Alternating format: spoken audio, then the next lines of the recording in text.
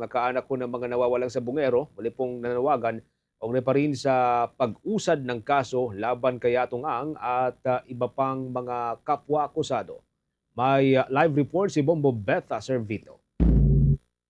Tatlong panawagan ipinahayag ng ilang kaanak ng missing sabungeros na sina Jaja Pilarta, Dayan Loyola at Charlene Lasco nang humarap sila sa media kaugnay ng mga cases na sinampa nila against businessman Charlie Atong Ang.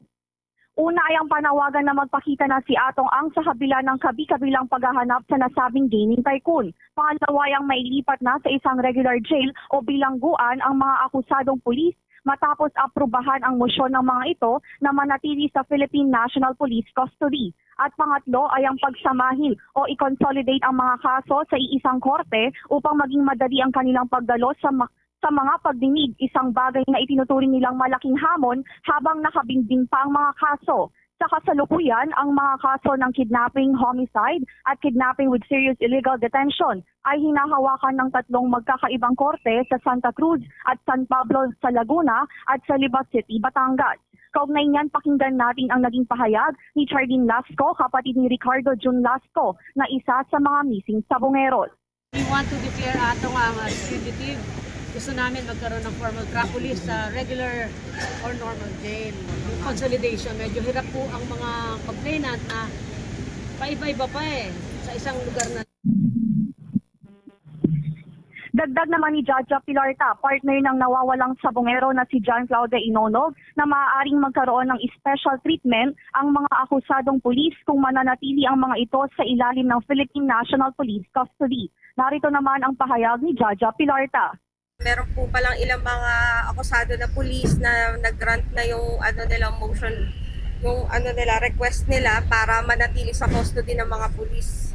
Siyempre po magkakaroon po ng special treatment dapat malipat sa regular jail. Nanawagan po kami kay Sir Nartates and Morico na sana pagbigyan po nila yung hinihiling po namin. Huwag po nilang ibigay lahat ng simpatsya para po sa mga pulis na alam po naman natin na. Nagpahayag din ng pangamba ang mga kamag-anak ng missing sabungeros hinggil sa bail petition ng ilan sa mga akusado. Sinabi ni Dayan Loyola, isa rin sa mga kaanak ng missing sabungeros, na masakit para sa kanila kung sakaling mag-grant o maaprubahan ito. Pakinggan natin ang naging pahayag ni Dayan Loyola. Sana hindi po mag-grant ng yon. Kasi syempre bilang kami po yung mga complainant, masakit po sa amin kung i-grant nila yung yung bail nila. Kasi ang pagkakaalam ko po, ang sabi sa amin is no bail po yung kaso. 'Di ba po? Sana po 'yun ang mangyari. No bail. Sa kabilang banda, patuloy naman ang Department of Interior and Local Government sa kanilang mga inisyatiba upang matunton ang negosyanteng si Charlie Atong Ang na kasalukuyang nagtatago matapos maglabas ng mga warrant of arrest na may kaugnayan sa kaso ng mga missing sabungeros. Para sa Bombo Network News, ako po si Bombo Betha Servito, and this is Bombo Radio Philippines, the #1 and most trusted source of news and information. Basta Radio, Bombo. 14 minutes bago po sumapit ang ng hapon, mga kabombo. For the most trusted source of news and information, visit our website at www.bomboradio.com. Follow us on Bombo Radio mobile app, Facebook, YouTube, TikTok, and X, formerly Twitter. Like, share, and stay connected.